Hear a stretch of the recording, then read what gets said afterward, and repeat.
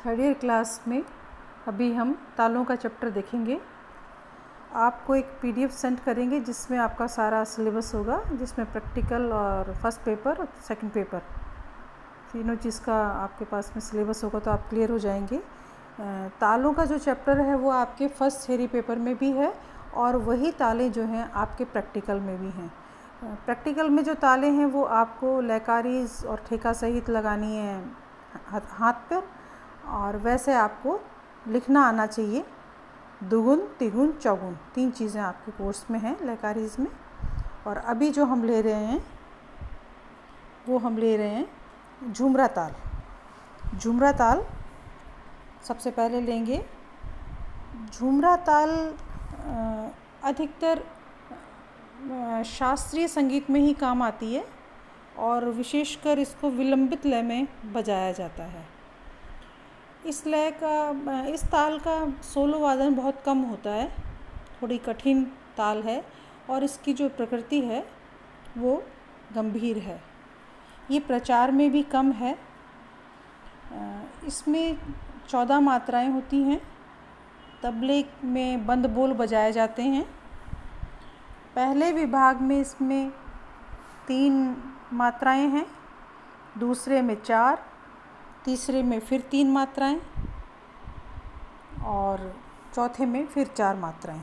इस तरह से 14 मात्रा में 4 विभाग हैं। 3 4 3 4 का डिवाइडेशन है। पहली मात्रा पे सम होता ही है, आपको पता होगा ये चीज़ें। और चौथी मात्रा पे इसकी दूसरी ताली है और 11वीं मात्रा पे इसकी तीसरी ताली है। 8वीं मात्रा पे खाली है जहाँ 0 का निशान है। आपको एक बार फिर रिकॉल करा दें, सम का निशान क्रॉस के थ्रू हम चिन्हित करते हैं और दूसरी ताली का 2 लिखकर, तीसरी ताली का 3 लिखकर और खाली की जगह हम 0 लगाते हैं। जहाँ ताल चलती रहती है, ताल के बोल चलते रहते हैं और हम ताली नहीं लगाते हैं, खाली दिखाते हैं उसको। तो इसमें आपको क्लियर हो गया होगा। इसमें जो बोलों का जो चलन है, ताल के जो बोल हैं, 2 प्रकार से है इसका चलन।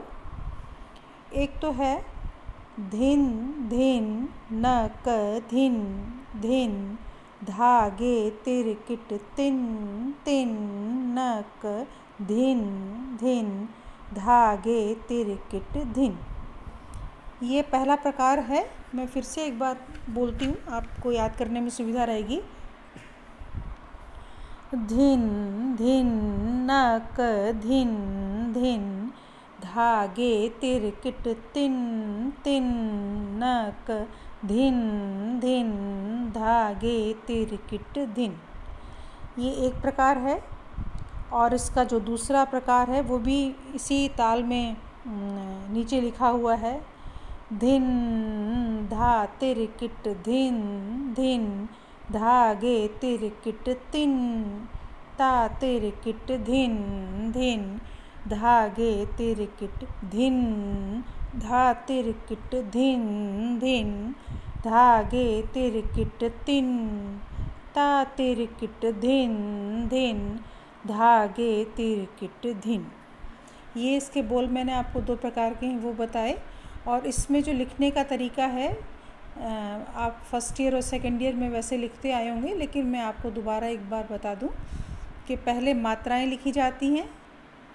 3 लेफ्ट हैंड साइड में 3 वो लिखे हैं, मात्रा है, उसके नीचे बोल है, उसके नीचे चिन्ह है। मात्रा में हम ताल में कितनी मात्राएं हैं वो काउंटिंग लिख देते हैं। उसके बाद में बोल लिखते हैं और बोल के बाद में चिन्ह लगाते हैं कि कहाँ पर सम है और कहाँ पर ताली है या दूसरी ताली है। इन दोनों प्रकार के जो बोल आपको मैंने अभी बताए हैं, इसमें से कोई एक बोल आप तैयार कर लीजिएगा और उसी में फिर दुगुन होगी उन्हीं बोलों में, और तिगुन होगी और चौगुन होगी। ऐसा मत कीजिएगा कि आप ठेका किसी और बोल में वो कर रहे हैं, लिख रहे हैं, और दुगुन तिगुन चौगुन जो है वो अलग बोल की कर रहे हैं। कोई भी एक बोल जो आपको सहूलियत रहे, सुविधा रहे याद करने में, तो उसको आप याद कर लीजिएगा, लिखने का प्रैक्टिस कर लीजिएगा। अब मैं आपको इलेक्ट्रॉनिक तबले पे इसके बोल ज़रा सुनाती हूँ, एक बार आप सुनिए।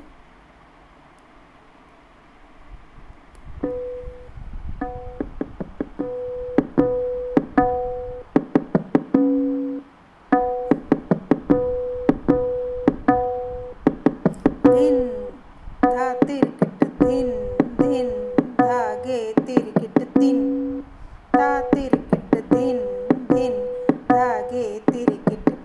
ये जो नीचे वाले बोल हैं ये भी बजाए जा रहे हैं इलेक्ट्रॉनिक तबला में। एक बार आप दोबारा सुनिए इसको।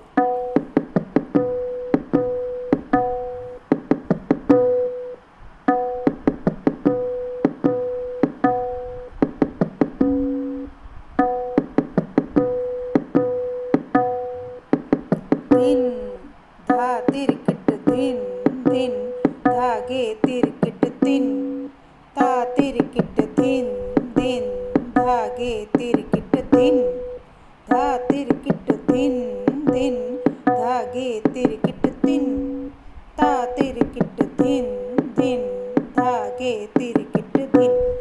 ये आपको जो नीचे लिखे बोल हैं ये भी सुनवाए गए हैं, लेकिन लयकारी में मुझे ऐसा लगा कि आपको ऊपर वाले बोल जो लिखे हुए हैं ठेके के वो ज़्यादा इजी रहेंगे। तो मैंने जो दुगुन तिगुन और चौगुन करी है उसमें पहले जो बोल आपको धिन धिन नक जो बताया है इसमें लिखा हुआ है उन्हीं बोलों को लिया गया है। आगे हम दुगुन में आते हैं। दुगुन का मतलब होता है कि एक मात्रा में दो बोलों को बोलना। ताली खाली विभाग वैसे ही चलेगा, लेकिन ठेका जब लगाते हैं तो सिंगल बोल होते हैं और जब हम दुगुन करते हैं तो एक मात्रा में दो बोल होते हैं। मैंने इसमें लिखा हुआ है, पहले हम सिंपल बोल बोलेंगे। इसमें जो ऊपर लिखे हुए हैं धिन धिन नक धिन धिन धागे तिरकिट तिन तिन नक धिन धिन धागे तिरकिट धिन धिन नक धिन धिन धागे तिरकिट तिन तिन नक धिन धिन धागे तिरकिट। ये बोल जो हैं डबल में चल रहे हैं और डबल में ही लिखे हुए हैं, इस बात को आप ध्यान करिएगा। अब आगे आता है तिगुन। जैसे दुगुन में एक मात्रा में दो बोल लिखे जाते हैं वैसे ही तिगुन में तीन बोल लिखे जाते हैं। ताल के तीन बोल जो हैं एक ही मात्रा में गिने जाएंगे। तो इसमें भी लिखने का तरीका वही होगा। ऊपर मात्रा लिखी है यानी काउंटिंग लिखी है कितनी मात्रा की ताल है, नीचे लिखा है बोल यानी बोल हम एक मात्रा में तीन बोलों को ले रहे हैं क्योंकि हम तिगुन कर रहे हैं, और नीचे लिखा है चिन्ह। चिन्ह मतलब उसके निशान, ताल के निशान। तो इसमें लिखते समय आप ज़रा ध्यान देंगे तो ये ध्यान रखिएगा कि 7 मात्रा एक लाइन में है और अगली 7 मात्रा यानी 8, 9, 10, 11, 12, 13, 14 अगली लाइन में है, क्योंकि तिगुन लिखने के लिए स्पेस चाहिए होता है। तो आप इस बात का बेहद ध्यान रखें कि पहली लाइन में 7 मात्रा हैं जिसमें तिगुन के बोल लिखे हुए हैं, ताली खाली सब वही चल रही है जैसे दुगुन में चली थी, और उसके बाद में नीचे वाली लाइन में 8, 9, 10, 14 तक हैं, 14 ही मात्राएं हैं और ये बोलों को हमने तिगुन में लिखा है। उसके बाद आता है चौगुन के बोल। चौगुन के बोल में जैसे तिगुन के बोल में 3 आए, एक मात्रा में 3 बोल आए, उसी तरह चौगुन में एक मात्रा में 4 बोल आते हैं। लिखने का तरीका वही होगा, ताली खाली वही होगी, विभाग वही होंगे। इसमें भी आप लिखते समय ये ध्यान रखिएगा, पढ़ते समय, कि ऊपर की जो एक लाइन है उसमें 7 ही मात्रा हैं और उसी ताल को नीचे वाली लाइन में दूसरी लाइन में कंटिन्यू किया है 8, 9, 10, 11, 12, 13, 14 तक। तो पहले मात्रा लिखी है, फिर बोल लिखे हैं और फिर चिन्ह लिखे हैं, ये ध्यान रखिएगा आप। तो एक मात्रा में हमने 4-4 बोल लिखे हैं। धिन धिन नक धिन धिन धागे त्रिकट तिन तिन नक धिन धिन धागे त्रिकट, एक मात्रा में जरा ध्यान रखिएगा। सम खाली दूसरी ताली तीसरी ताली वैसी की वैसी ही है। तो लिखते समय आप विशेष ध्यान रखें मात्राओं का भी और उनके चिन्हों का, साथ ही विभाग का। अब आगे जो देख रहे हैं ताल वो है दीपचंदी ताल। दीपचंदी ताल भी बहुत अच्छी ताल है। इसकी भी 14 मात्राएं होती हैं और 14 मात्राओं में जैसे झुमरा में विभाग किए हुए हैं कि पहली विभाग में 3 फिर 4 फिर 3 फिर 4, इस तरह से चारों विभाग का डिवाइडेशन है इसमें। और दीपचंदी का उपयोग मुख्य रूप से गायन में ही होता है, वादन और नर्तन में नहीं देखने को मिलता है। जैसे ठुमरी है, होली है, सेमी क्लासिकल जो बंदिशें हैं उसका दीपचंदी में उसका बहुत प्रयोग होता है और बहुत अच्छी भी लगती हैं। इसकी जो प्रकृति है गंभीर नहीं है, जैसे झुमरा की जो प्रकृति थी वो गंभीर थी, लेकिन दीपचंदी की प्रकृति जो है गंभीर नहीं है। और ये आप बात ध्यान में रखेंगे, कभी कभी तालों की तुलना आ जाती है, या ऐसे भी कहा जाता है कि पेपर में कि आपके पाठ्यक्रम में कोई 2 तालों के नाम बताएं जो 14 मात्रा की हैं, तो उस समय दीपचंदी और झुमरा का ही नाम आएगा। तो इस बात को तुलनात्मक तरीके से भी आप थोड़ा इसको पढ़ें तो ज़्यादा अच्छा रहेगा। अब मैं इसके बोल आपको बताने जा रही हूँ। इसके भी जो बोल हैं वो 2 प्रकार के हैं। 2 प्रकार में आपको ये इसमें लिखा हुआ है। बोल हैं इसके दीपचंदी के धा धिन धागे तिन ता तिन धागे धिन धा धिन धागे तिन ता तिन धागे धिन धा। ये हुआ एक तरीके के बोल। इसमें भी 2 प्रकार के बोलों का चलन है, पर हमने अभी ऊपर वाले बोल आपको बोल के बताए, और नीचे वाले जो बोल हैं लिखे हुए हैं, जो सेकंड लाइन में लिखे हुए हैं, वो है धा धिन धा धा धिन ता तिन धा धा धिन धा धिन धा धा धिन ता तिन धा धा धिन धा। इसमें आप देख रहे होंगे डैश लगे हुए हैं, जैसे कि झुमरा में भी लगे हुए थे। झुमरा ताल जो आपने देखी ना, उसमें भी डैश लगा हुआ था, मतलब एक एस अवग्रह जो बना था सेकंड वाले बोलों में, तो वो आप थोड़ा ध्यान से देख लीजिएगा, वहाँ रुकना होता है। यहाँ इसमें भी डैश लगा हुआ है। डैश का मतलब है हमें उस मात्रा में रुकना है। कैसे? धा धिन धागे तिन ता तिन धागे धिन, मतलब जहाँ डैश है वहाँ हम रुके हैं और ताल चलती रही है। ताल के बोल चलते रहे हैं, सम ताली खाली वैसा का वैसा ही है। अब इसके दुगुन पर आते हैं हम लोग। दीपचंदी की ताल की दुगुन के अंदर, नहीं, दुगुन से पहले मैं आपको एक बार वो सुनाना चाहूँगी, इसके बोल इलेक्ट्रॉनिक तबला पे। अभी मैंने प्रयास किया है, शायद आपको समझ आ जाएंगे।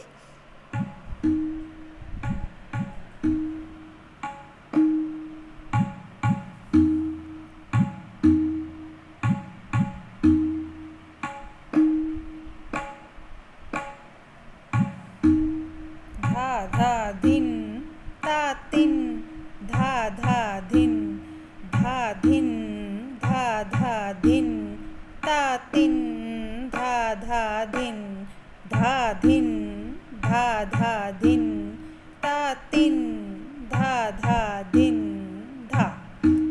ये हुआ दीपचंदी ताल के इलेक्ट्रॉनिक तबला पे बोल। बोल से आपको एक बार आइडिया लग जाएगा कि ताल का चलन कैसा है, झूलता हुआ है ना। ये लाइट म्यूज़िक में बहुत अच्छा भी लगता है। लाइट म्यूज़िक में क्या, सेमी क्लासिकल में बेसिकली बहुत अच्छा लगता है। अब हम इसके दुगुन पर आते हैं।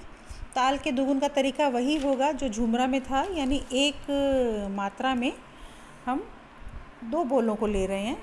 इसमें मैंने लिखा हुआ है, लिखने का तरीका सेम वही है। पहले मात्रा लिखेंगे, फिर उसके नीचे बोल लिखेंगे, उसके नीचे चिन्ह लिखेंगे। 4 विभाग हैं। मात्रा की जगह काउंटिंग्स आ जाएंगी। 14 मात्रा की ताल है, 14 आ गई। बोल के नीचे जो अभी आपको बोल सुनाए हैं वो आएंगे, पर ठेके में एक मात्रा में 1 बोल, जबकि दुगुन में एक मात्रा में 2 बोल। और नीचे चिन्ह लगा हुआ है, तो चिन्ह और ताली खाली वैसे ही चलेगी। फ़र्क कितना है कि हम एक मात्रा में 2 बोल लिख रहे हैं। इसमें जब आप लिखते हैं तो अवग्रह का बहुत ध्यान रखिएगा। अक्सर बच्चे अवग्रह जहाँ पर रुकना होता है वहाँ गलती करते हैं। इसमें जो आपको मैंने दुगुन का बोल बताए हैं, वो पहले जो लिखा हुआ है ये धा धिन धागे तिन, ता तिन धागे धिन, इसी को मैंने डबल करा है, दुगुन भी करा है, तिगुन भी किया है, चौगुन भी किया है। तो इस बोलों को आप याद कर लीजिएगा। आपको लगता है कि आगे वाला जो बोल है वो ज़्यादा सुविधाजनक है तो उसको भी आप कर सकते हैं, वो गलत नहीं है। अब तिगुन में भी वही लिखने का तरीका है कि मात्रा लिखा, बोल लिखा, चिन्ह लिखे। आगे मात्राओं के आगे हमने काउंटिंग दी, बोल के आगे हमने एक मात्रा में 3 बोलों को किया है। एक मात्रा में 3 बोल बोले जाते हैं तब वो तिगुन कहलाती है। उसमें ताली खाली सेम वही है, विभाग भी वही है, बोलों में बस लिखने में फ़र्क है कि वो एक मात्रा में 3 बोल लिखे जाएंगे। इसमें भी ये बात ध्यान रखिएगा कि 7 मात्रा तक आधी ताल हुई है, फिर 8, 9, 10, 11, 12, 13, 14 जो है तिगुन की जो लगारी की है उसमें नीचे सेकंड लाइन में है वो। तो ये याद करते समय, लिखते समय आप इस बात का बहुत ध्यान रखिएगा। ऐसा नहीं कि 7 मात्राओं में ये ताल ख़त्म हो गई है, नहीं, ऐसा नहीं है। पहली लाइन जो है 7 मात्रा तक है, उस वही ताल कंटिन्यू हो रही है, और 8, 9, 10, 11, 12, 14 तक जो है वो आगे की मात्राएं हैं। इसका आप थोड़ा ध्यान रखिएगा। चौगुन के अंदर भी आप देखेंगे तो लिखने का तरीका वही है। मैंने 2 लाइनों में लिखा है क्योंकि हम एक मात्रा में 4 बोलों को लिखेंगे चौगुन में, तो स्पेस चाहिए, और स्पेस चाहिए इसीलिए मैंने ये 2 लाइनों में लिखा है ताकि आप आराम से इसको पढ़ सकें, देख सकें। हम एग्ज़ाम में भी ऐसा लिख सकते हैं, लेकिन विभाग, ताली खाली, बोल, ये सब सही होने चाहिए। लिखने का तरीका आप डबल लाइन में लिख सकते हैं, लेकिन इतना ज़रूर ध्यान रखिएगा कि जो ताली खाली है वो वही रहेगी और बोल भी वही रहेंगे, विभाग वही रहेंगे, लिखने का तरीका यही रहेगा। आशा है कि ये प्रयास मेरा सफल होगा, आप लोगों को समझ आ गया होगा। इसका PDF मैं आपके व्हाट्सएप ग्रुप पे सेंड कर दूंगी ताकि आप इसको आराम से लिख सकें और याद कर सकें। Thank you.